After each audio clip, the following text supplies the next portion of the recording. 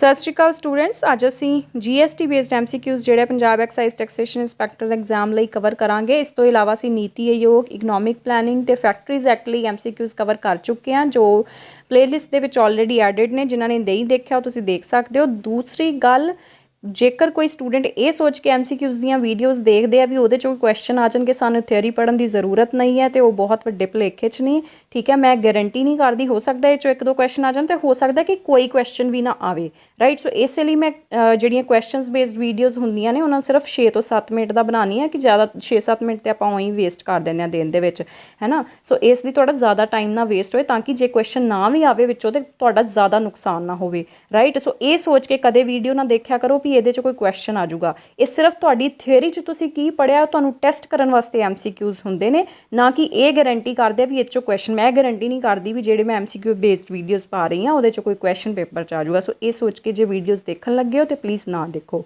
So let's start. So first question ਹੈ, which of the following taxes have been subsumed in GST ਦੇ ਐਂਬਿਟ 'ਚ ਕਿਹੜੇ tax ਆ ਚੁੱਕੇ ਨੇ। ਪਹਿਲਾ ਆ ਸੈਂਟਰਲ ਸੇਲਸ ਟੈਕਸ, ਦੂਸਰਾ ਆ central excise duty and service tax, ਤੀਸਰਾ ਆ ਵੈਲਿਊ ਐਡਿਡ ਟੈਕਸ, ਚੌਥਾ ਆ all of the above. So the right answer is all of the above. Next है, which of the following taxes is applicable in the case of supply of services from Bihar to Rajasthan। मतलब दो states ਦੀ ਗੱਲ ਕਰ ਰਿਹਾ, ਸੋ ਉਹਦੇ ਵਾਸਤੇ ਕਿਹੜਾ tax ਹੁੰਦਾ? Integrated GST, ਜਿਹਨੂੰ ਆਪਾਂ ਕਹਿ ਦਿੰਦੇ IGST। So the right option is D. Next है, who shall be empowered to levy and collect GST on supplies in the course of interstate transactions of trade or commerce। Obviously ਮਤਲਬ interstate ਦੇ ਵਿੱਚ integrated ਲੱਗਦਾ, ਔਰ integrated ਜਿਹੜਾ ਆ ਉਹਦੀ ਜੋ ਵੀ ਮਤਲਬ ਕਲੈਕਸ਼ਨ ਹੁੰਦੀ ਆ ਉਹ ਸਾਰੀ ਸੈਂਟਰਲ ਗਵਰਨਮੈਂਟ ਨੂੰ ਜਾਂਦੀ ਆ, ਠੀਕ ਹੈ। ਔਰ ਉਹੀ ਸੈਂਟਰਲ ਗਵਰਨਮੈਂਟ ਹੀ ਇਹਨੂੰ ਇੰਪੋਜ਼ ਵੀ ਕਰਦੀ ਹੈ ਜਦੋਂ ਇੰਟਰਸਟੇਟ ਗੁੱਡਸ ਦੀ ਸਪਲਾਈਜ਼ ਹੁੰਦੀ ਹੈ। So the right answer is option A, central government. Next ਹੈ, what is the threshold limit for aggregate turnover after 1st January 2021 for opting to pay tax under composition scheme। so composition scheme ਦੇ ਅੰਦਰ ਜਿਹੜੀ threshold limit ਰੱਖੀ ਗਈ ਹੈ aggregate turnover ਲਈ GST ਦੇ purpose ਲਈ, ਉਹ ਕਿੰਨੀ ਰੱਖੀ ਗਈ ਹੈ? ਸੋ ਇਸ ਦਾ ਰਾਈਟ ਆਂਸਰ ਹੈ ਆਪਸ਼ਨ ਡੀ, 75 ਲੱਖ ਜਿਹੜਾ ਸਪੈਸ਼ਲ ਕੈਟੇਗਰੀ ਸਟੇਟਸ ਵਾਸਤੇ, ਤੇ 1.5 ਕਰੋੜ ਜਿਹੜੀ ਥ੍ਰੈਸ਼ੋਲਡ ਲਿਮਿਟ ਰੱਖੀ ਗਈ ਹੈ ਉਹ ਬਾਕੀ ਸਟੇਟਸ ਵਾਸਤੇ ਰੱਖੀ ਗਈ ਹੈ। ਸੋ ਰੀਸੈਂਟਲੀ ਅਪਡੇਟ ਹੋਈ ਹੈ, ਸੋ ਇਹਨੂੰ ਪਲੀਜ਼ ਨੋਟ ਡਾਊਨ ਕਰ ਲਿਓ। Next is GST was implemented in India from, ਇਹ ਬਹੁਤ ਇੰਪੋਰਟੈਂਟ ਹੈ ਬਿਕੋਜ਼ ਰੀਸੈਂਟਲੀ 4 years ਕੰਪਲੀਟ ਹੋਇਆ। So right answer is option D, 1 July 2017।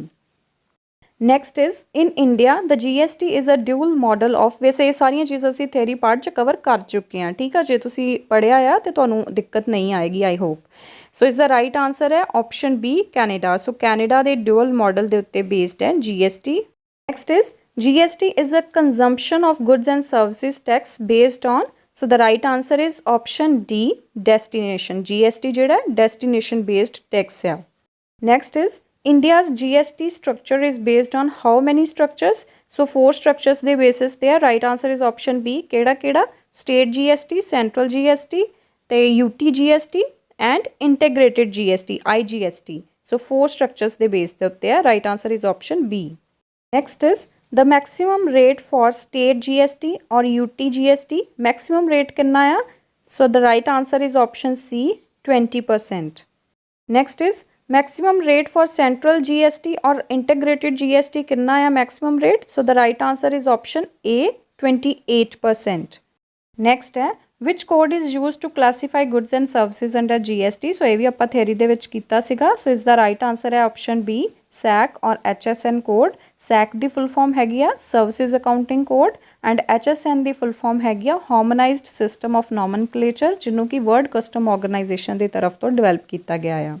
Next है, what does I in IGST stands for?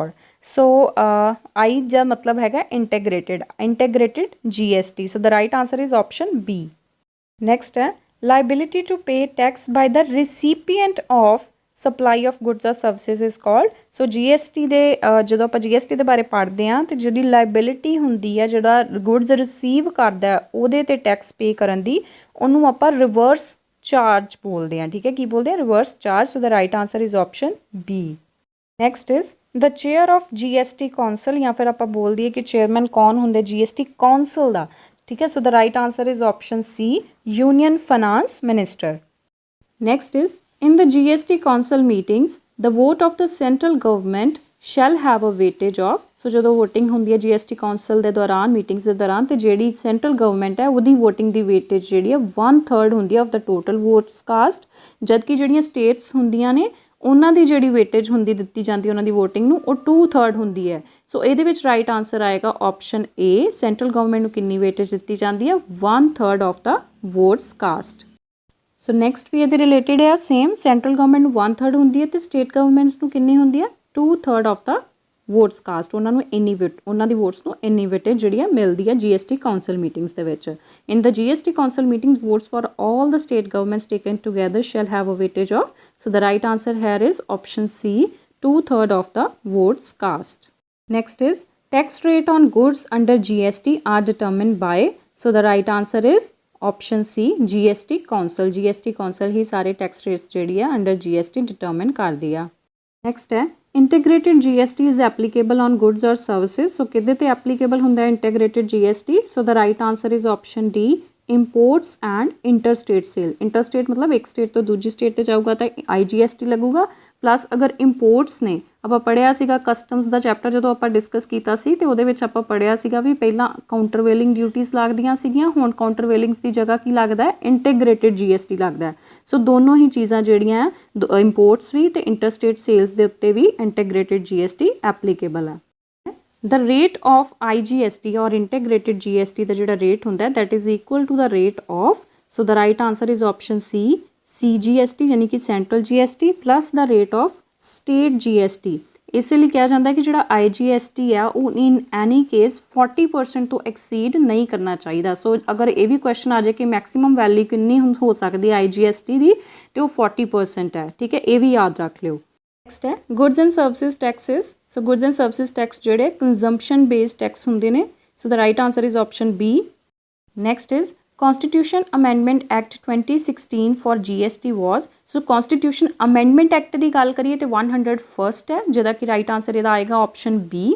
ਅਗਰ ਆਪਾਂ bill ਦੀ ਗੱਲ ਕਰੀਏ ਜਦੋਂ GST ਬਿੱਲ ਆਇਆ ਸੀ 2014 ਦੇ ਵਿੱਚ, ਸੋ ਉਹ ਬਿੱਲ ਦਾ ਨੰਬਰ ਜਿਹੜਾ ਸੀ 122 ਸੀ, ਸੋ ਇਹ ਵੀ ਤੁਸੀਂ ਯਾਦ ਰੱਖ ਲਿਓ। ਅਦਰਵਾਈਜ਼ ਅਗਰ ਅਮੈਂਡਮੈਂਟ ਐਕਟ ਦੀ ਗੱਲ ਕਰੀਏ ਤੇ 101st ਅਮੈਂਡਮੈਂਟ ਐਕਟ ਪਾਸ ਹੋਇਆ ਤੇ GST ਇੰਪੋਜ਼ ਕੀਤਾ ਗਿਆ।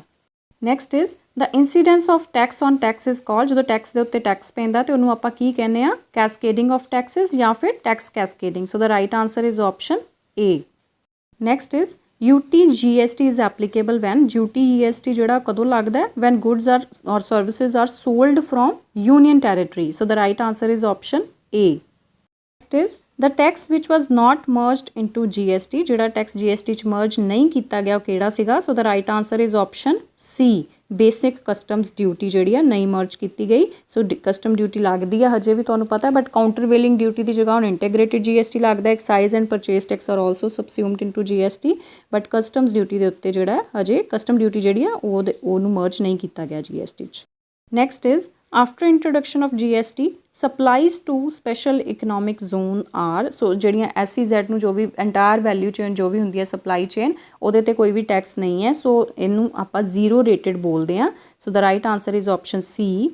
ਸੋ last is supply of goods to or by a special economic zone, ਕਿਹੜਾ ਹੈ ਜ਼ੀਰੋ ਰੇਟਡ ਹੈ, ਸੋ ਇਹਦੇ ਵਿੱਚੋਂ ਕੋਈ ਵੀ ਆਪਸ਼ਨ ਨਹੀਂ ਆਏਗਾ, ਮਤਲਬ ABC ਚੋਂ। So the right answer is option D, none of these.